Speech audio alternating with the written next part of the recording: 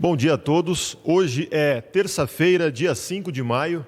Iniciamos agora mais uma transmissão ao vivo pela TV Câmara de Rio Preto, pela Rádio Educativa FM e também pelas redes sociais da Prefeitura. Essa é uma ação conjunta das Secretarias de Saúde e de Comunicação e tem como objetivo informar a população de Rio Preto sobre as medidas relacionadas à pandemia do coronavírus. Quem vai fazer essa atualização para a gente hoje é a gerente da Vigilância Epidemiológica, Andréia Negri. Bom dia, Andréia. Bom dia.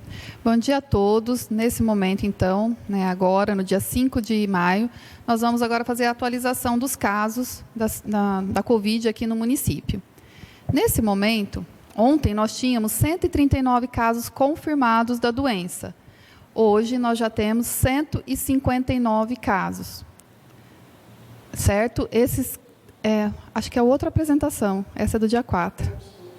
Então, só falando então para vocês, como nós estamos com 159 casos, esses casos são casos que a gente então encerrou de ontem para hoje, 20 novas pessoas que foram diagnosticadas e nós colocamos em monitoramento. Vocês podem ver que nós estamos numa ascensão, certo? Essa ascensão, como a gente já confirmou 20 casos do domingo, 20 casos agora.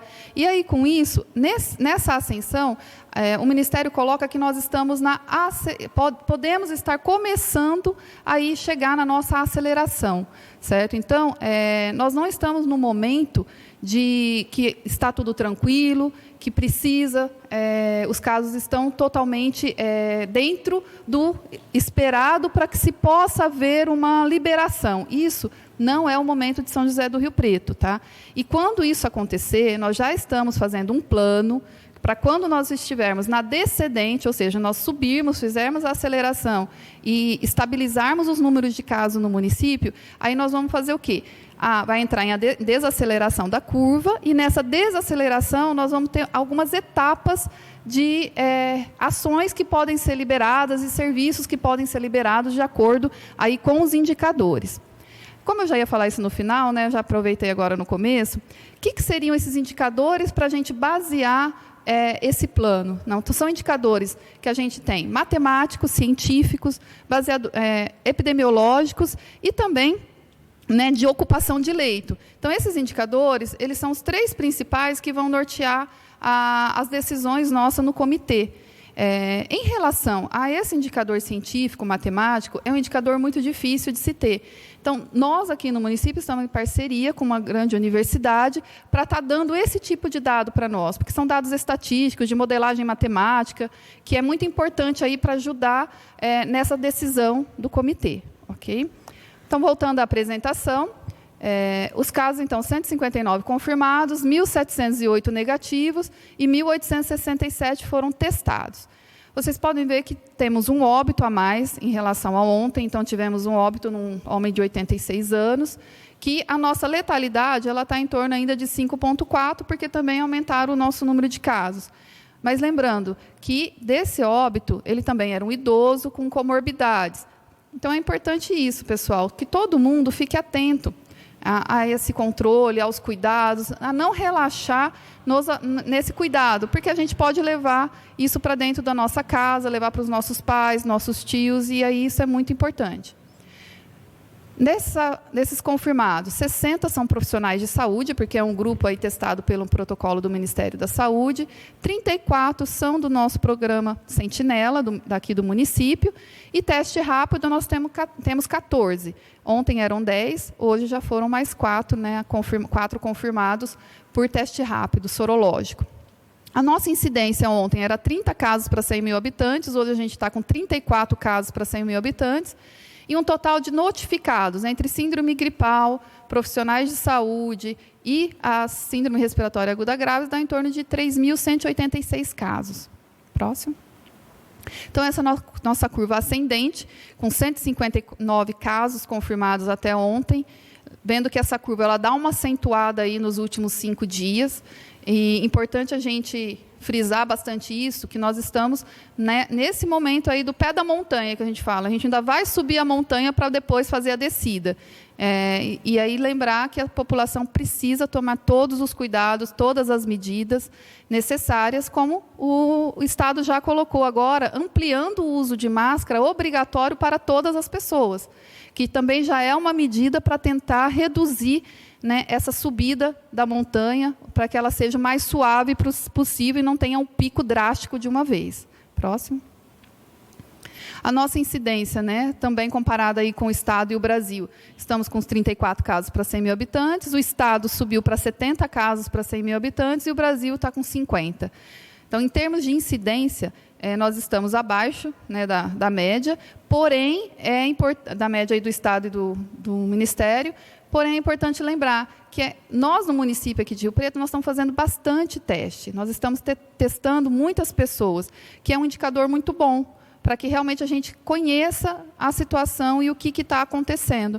Porque, além dessa testagem do Sentinela entre a Prefeitura e os serviços privados e convênios, alguns deles, além disso, tem o serviço privado que coleta dos outros pacientes que têm chegado para ser atendido nesse serviço. Então, isso está dando um bom parâmetro para sabermos a nossa positividade. Próximo. Então, em relação aos óbitos, esse aumento aí para o 9º caso, confirmado ontem à tarde, com 80 anos ou mais. Lembrando que das SRAG, acima de 60 anos, a letalidade, a mortalidade, ela se duplica, triplica muito. Então, é importante esse cuidado. Próximo. Aquele dado que eu apresentei ontem também para vocês sobre as internações. Então, as pessoas que tiveram sintomas graves e precisaram ser internados, não necessariamente foram positivos para a Covid, entraram com uma suspeita, muitos deles com resultados negativos já, e alguns com resultado positivo. Então, vendo aí, olha, vocês podem ver que da semana 13 à semana 18, nós ficamos acima do limite superior que a gente já registrou nos anos anteriores. Ou seja, é uma preocupação do município em relação a essa circulação e ocupação de leitos. Então, a gente está voltando a ocupar mais os leitos dos hospitais, e é um parâmetro nosso de monitoramento para o plano que nós estamos escrevendo para quando estivermos na descida da montanha, como eu falei para vocês. Próximo. Então, dos internados, foram 362 casos internados de síndrome respiratória aguda grave, 47 nesse momento permanecem internados, desculpa, está 27/4, mas não é a data de ontem, tá? 4/5, e 34 permanecem em enfermaria, né, desses 47, e 13 em UTI. Próximo. Das SRAG, 362 SRAGs internadas, 45, desde o dia 18 até ontem, 45 casos que internaram foram confirmados, dando 12% de positividade dos graves que vão para o atendimento hospitalar. Esse é um percentual até maior do que a gente encontra nas unidades respiratórias ou mesmo entre os profissionais de saúde, porque realmente o caso que ele se torna mais grave, ele tem um risco maior de ser a doença que está circulando no momento, e sabemos que esse é o principal vírus respiratório circulante nesse momento aqui no Rio Preto e no mundo, né?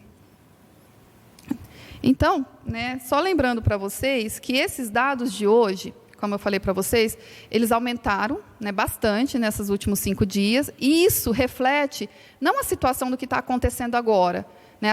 Essas pessoas não se infectaram agora, é o que aconteceu 15 dias atrás, desde o dia 20 de abril, né, que as pessoas pensam que podem estar circulando mais, que teve uma flexibilização. Não existiu uma flexibilização, o que existiu foi uma adequação do decreto do município com o decreto estadual, para que ficasse com as mesmas medidas, mas ainda medidas relacionadas à quarentena, em que as pessoas devem ficar em isolamento domiciliar, em distanciamento social dentro de casa. Então, principalmente trabalhadores que não são da saúde, tem todo um regramento aí para que façam o home office, reduzam horário de trabalho, isso dos serviços essenciais. Os que não são essenciais têm que ficar realmente fechado. Era isso hoje, passo a palavra aqui para o Terradas. Andréia, você falou aí sobre os casos, gostaria até que você fizesse um esclarecimento. Nem todo mundo que tiver o coronavírus vai necessitar da internação. Quem são esses pacientes que serão internados?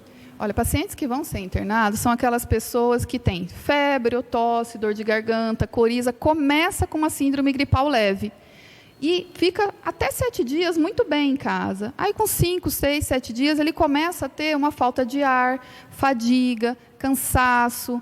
Além disso, ele não consegue se alimentar direito, a febre pode continuar persistente. Então, são sinais de agravamento da doença, ele tem que retornar no atendimento médico e, muito provavelmente, acaba sendo internado. Tá certo, agora vamos às perguntas enviadas pelos veículos de comunicação de Rio Preto. O Vinícius Lopes, ele é da CBN, aliás, o Rodrigo Carraro da CBN e o Vinícius Lopes da Record fazem aí a mesma pergunta. A partir do dia 7, como você já mencionou, nós temos o decreto do Estado de São Paulo que obriga o uso de máscara. Como é que será a fiscalização em Rio Preto e se essa medida deve valer para os veículos, ou seja, quem estiver dirigindo deve usar máscara? É importante essa pergunta, porque assim, as pessoas, então tem um decreto, tem que usar, ficam muito pensando em que o poder público deve ficar fiscalizando o tempo todo, mas a gente sabe que o maior fiscal é o nosso colega do lado, é a pessoa que te vê na rua sem a máscara, esse é o nosso maior fiscal. Vamos pensar, antigamente a pessoa fumava dentro do ambiente de um restaurante, era normal. Hoje, se alguém pega um cigarro, não precisa chamar a polícia, não precisa chamar ninguém. Já é aquela questão assim, olha, você está fazendo uma coisa errada e proibida. Então, para esse momento, é isso mesmo. Pode ocorrer, sim, se a pessoa estiver circulando, ela ser abordada por algum ente público, ele pode, sim, que seja a guarda ou mesmo até a polícia, mas, assim, vai ser uma abordagem, a gente vai estar orientando e pedindo, assim, que todos tenham essa consciência. É uma obrigatoriedade, né, dentro do Estado e regras são feitas para ser seguidas. Aproveitar até para registrar, então, que tanto eu como a Andréia temos as nossas máscaras aqui, a gente só retira durante essa transmissão, assim que ela termina, a gente coloca nossas máscaras caseiras. Isso mesmo. Agora, uma pergunta também do Vinícius Lopes, em relação ao governador do estado, que afirmou que vai flexibilizar a quarentena em cidades que não tenham aí o índice satisfatório, aliás, aquelas que conseguirem o índice de isolamento satisfatório. Isso muda alguma coisa em Rio Preto? Olha, nós estamos aguardando, então, o decreto do governador para ver como que isso vai ser feito. E, como eu já comentei, né, nós temos um plano. Né, esse plano está em finalização. Ele é bem baseado em indicadores que vão ponderar cientificamente, epidemiologicamente, todas as ações.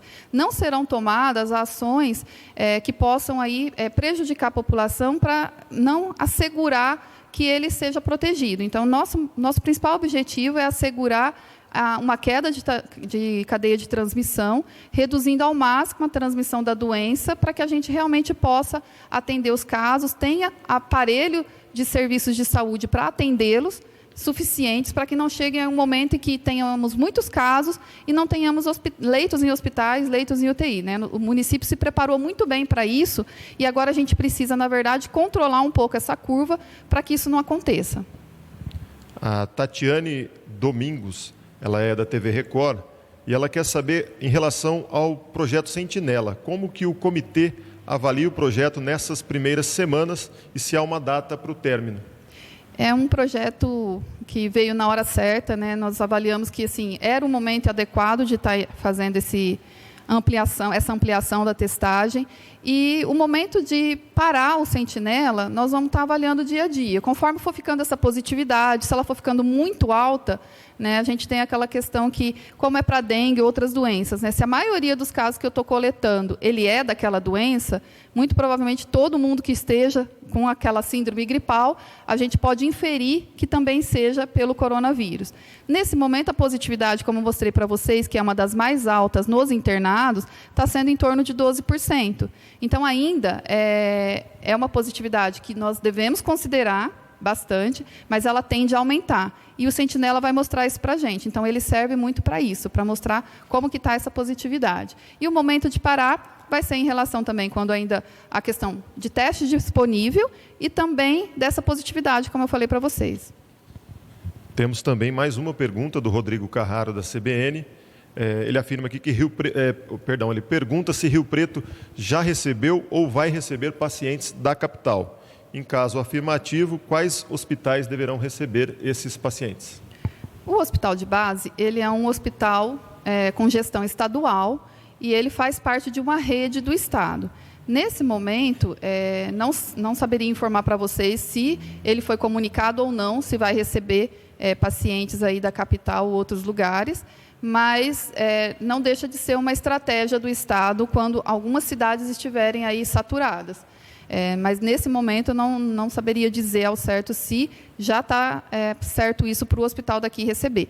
Mesmo porque nós já nos preparamos para que ele dê conta aí da nossa região, que já é uma região bastante populosa. Tá certo, aqui terminam as perguntas. Durante sua exposição, você mostrou que a gente começa a subir a montanha, como você colocou.